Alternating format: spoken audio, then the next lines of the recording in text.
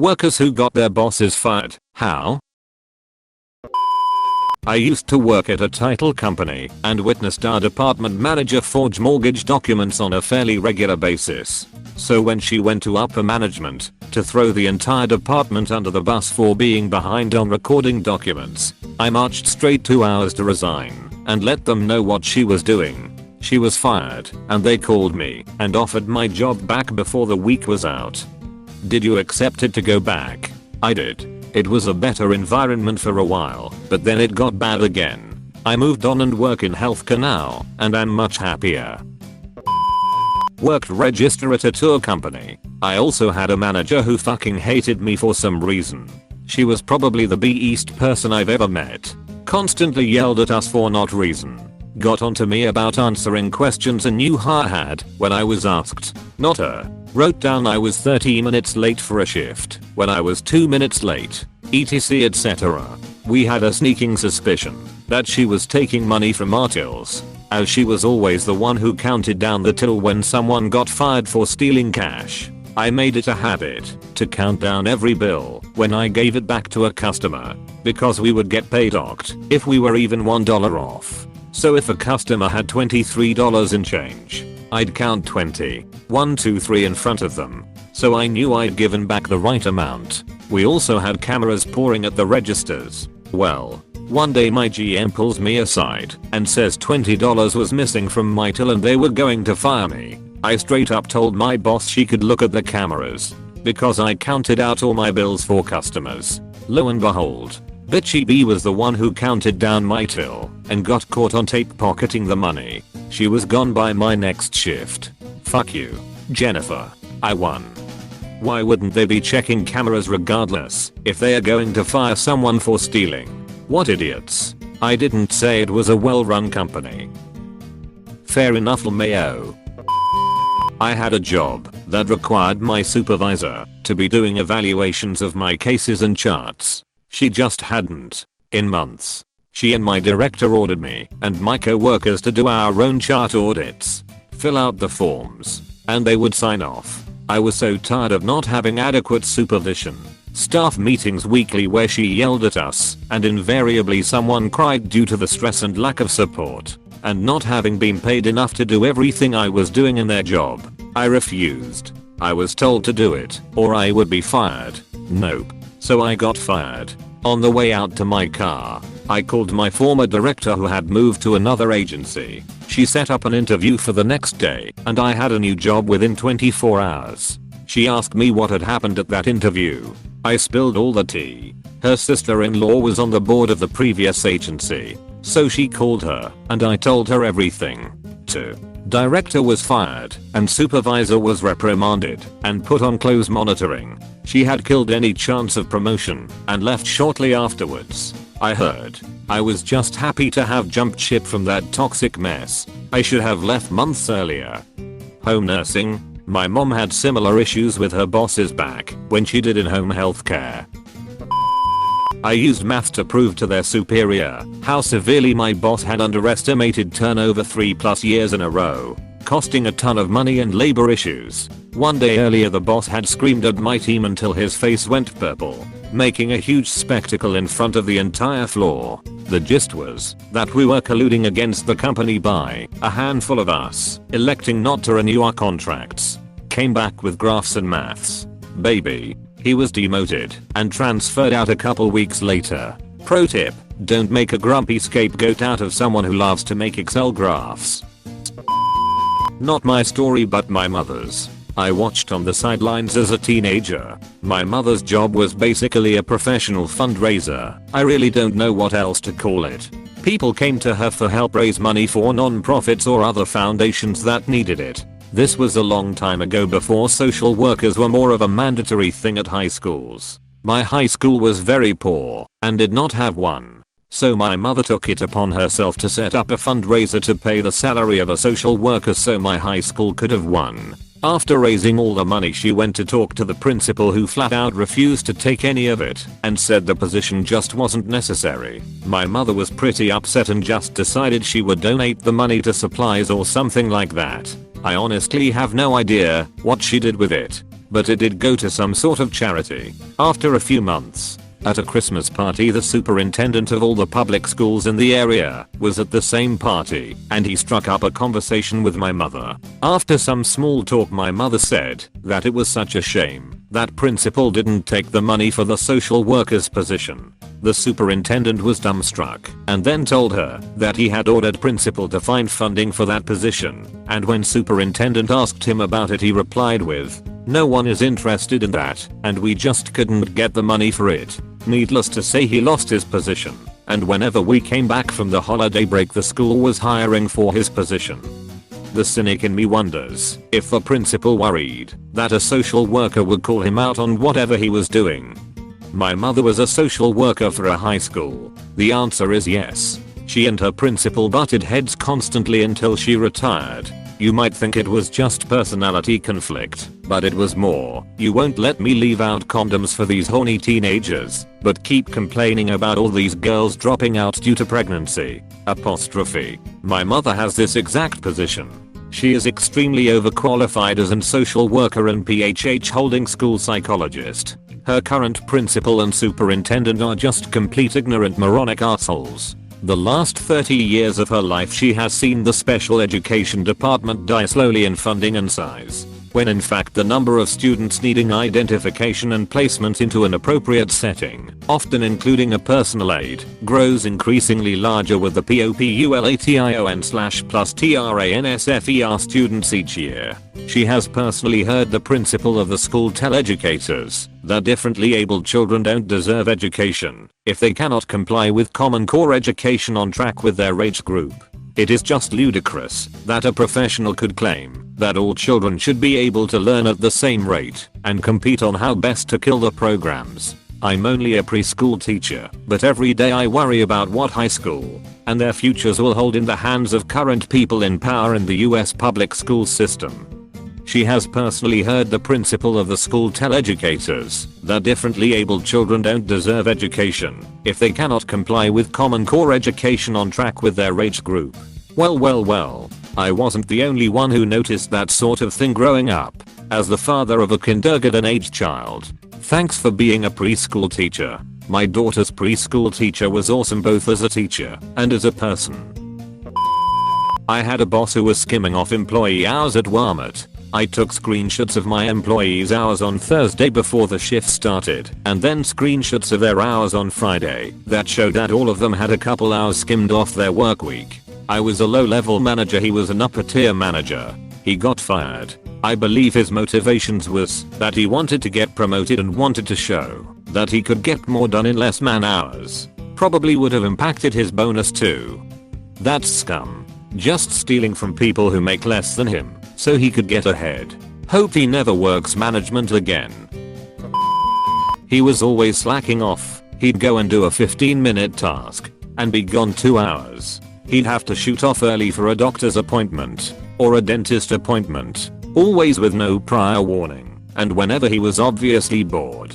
This was, mind you, within weeks of the new shop opening and all of us being hired. I was young and went along with it for a while. My colleague was in her 40s and vaguely knew him anyway, so was not standing for it. She reported him repeatedly to our area manager, who decided to come down to speak to him about it. AM rung in the morning, told him to stay in the shop today and send one of us out for anything that needed doing. He said he had something to do, but his boss said nope, need you in the shop. Somehow he didn't get the obvious message and went out anyway. The AM came down and he was gone. My manager wouldn't answer his phone all day. AM was pissed. At the end of the day, when we were closing up, he walked past, posted his keys through the door, and I never saw him again. Didn't even attempt to argue his case.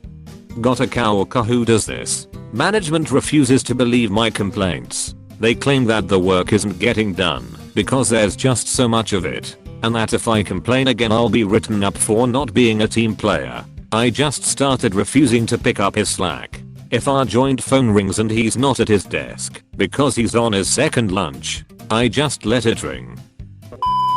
I had proven myself as a competent management level employee. She on the other hand showed favoritism, broke rules, set schedules nobody could work, and all around didn't give a rest as assistant manager. When the manager left, she assumed she was a shoo-in. After all, she was the assistant manager, so why wouldn't she be promoted? We both got called into a meeting. The district uppity up told us both that I was going to be the new manager, and she lost her ass. I never saw her again, and quickly after, all her relatives that worked there quit mysteriously. Their relatives be like, RS, this C fucked it up. We are stuck in S-type positions. We are out. For a while I was a project manager who got moved around from project to project as a fixer. I was moved to a project where the customer just could not be satisfied. No matter how many people, how much attention, how we bent over for them. Our programs director, who should have been our advocate, would not manage the customer and instead just hammered his employees to do more. People on our team were being let go due to failure or quitting outright due to burnout. And he was bitching that he couldn't get good people. Because of my sort of special position as general dog's body, I happened to have the ear of RVP, and this project came up in casual conversation. I mentioned that it seemed funny that if the director was doing his job, how so many employees that we knew by fact and reputation were good employees had failed. A week later I heard that the director had been let go and nothing of value was lost. Fun story my dad likes to tell. He used to work in the computer/semiconductor business for a large US based company. At one point they were trying to pitch some of their processes to a Korean printer company. My dad and his workmate put together a big pitch, flew to Korea, and gave their presentation.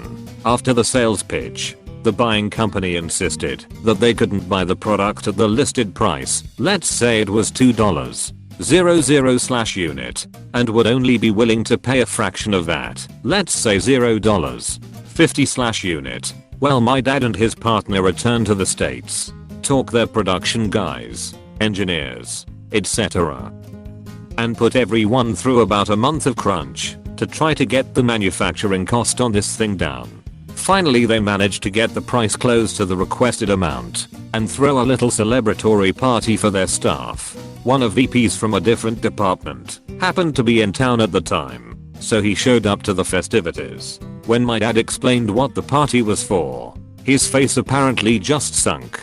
He explained that the Korean country had quoted such an absurdly low price as a way to politely decline the product. They had no intention of ever actually buying this processor. Once word of this got around, I think they installed a cultural communication team or something like that. Also, everyone who worked on the project got some extra time off and probably a few bonuses, even though the sale didn't go through. Was the head chef of a small restaurant that I eventually owned before my life collapsed. But that's another story. The owner, who was rarely there, suspected the general manager of stealing. On quiet nights, if she thought she wasn't asking enough on tips, place was small enough that on slow nights it was just the two of us working, she would go out to the computer from the manager's screen and delete any tables that were paid in cash, pocketing the money. I got suspicious when my food cost numbers would just never add up to what was being sold. So I got a hold of the software compare with and ran out computer system. And it turns out they have a backdoor that even the management can't see that logs every single keystroke. Turns out she had ripped off close to $20,000 over a 6-month period. She was asked to leave after that, but for some reason the owner didn't bother to press charges. Probably due to it being a small business. It would be easier and more profitable to just let the arsehole go. Legal fees would end up costing them a lot more in the long run. Honestly, I think he was just too lazy to deal with it. He's always been like that. Our manager spent her whole shift in the office watching us on camera, and if we so much as stopped to talk to each other she'd come out and yell at us to get back to work. She was completely immature. One time I left my water bottle at the front counter and my coworker had to stop her from purposefully throwing it away. She would make up rules on the spot if she didn't like something someone did. I could go on. She was a terrible, unfriendly, hypocritical, mean manager. Honestly, we all just went to the owners and told them everything and how it made us feel. They got ours involved and got her fired and found out she may have been stealing or giving away product. It was such a relief. If you work for a small business, Just be honest with the owners if management isn't family. She was actually guarding herself from being caught. Anytime someone is that defensive and eager to point out the shortcomings of others in the workplace, chances are they're projecting their own guilt on some level. I got my boss disbarred. He was an attorney who was a serial sexual abuser of female client/criminal defendants. He got away with it for over 20 years and preyed upon at least 12 different victims. The Office of Attorney Regulation censured him multiple times for other offenses, like being late to pay his annual bar fees. But even though they knew about at least 5 of the victims, they wouldn't disbar him. I discovered that the Office of Attorney Regulation decides whether to pursue an action against an attorney based on a cost/benefit analysis. I gathered as much documentation of everything as I could over a 6-month period. Hero. I've told it before. Not fired but transferred. Had a squad leader make us all stand out in the Missouri winter soaking wet until someone volunteered for weekend duty. I told him I had previous cold weather injuries, frostbite. He ignored it. The corporal saw my blue feet when I took off my boots and sent me to the aid station. The drive. Lost his ass and that squad leader was in another company the next day. It's not as justice bonering as getting an asshole fired, but it's the army that's not gonna happen. I always hated that ass. Quickest way ever to kill morale. We had a sergeant that would shout down the corridor, "I need one volunteer." The first few times, it was something irrelevant, like run over take a message to company HQ or some mess. The third time he did it, the volunteer was assigned weekend duty, which just happened to be on his sister's wedding day. Several of us offered to trade duty slots with him, which we had to go to the company commander to get okayed, because the sergeant was like, nah. He volunteered. He's doing it. That was the absolute last time ever anyone volunteered for anything or put any extra effort in. For that sergeant, the dumbest thing was weekend duty was worth a day of leave or extra pay, so someone would probably have volunteered had he just said, "I need a volunteer to pull a weekend shift." One time my platoon canvassed us for a volunteer for a shitty task. The guy who volunteered got to rappel into center ice before an NHL game for military appreciation night. Well, I guess that's the flip side. If you do that once in a while, you'll never have a problem getting volunteers, lol. I used to be a store manager at sneaker/sporting goods store in the mall. One of my co-managers was fucking one of my underage employees in that back stock room after the store closed on a regular basis. This was going on for several months apparently. I found out when said teenager came to me and she said that my co-manager promised her a raise that she never got. I asked her why he said that he would give her a raise. That is when she told me about the sex in the stockroom. I had to call the police and corporate about this. We arranged a sting with help of the girl, as she acted out for the police that to meet up with my co-manager after work. Basically caught him with his pants down, to use the term. Yeah, I'm just going to Welsh on a deal with a girl who can utterly destroy my life. What could go wrong? If you're the kind of person that would have sex with a minor, you're probably not very good at rational thought.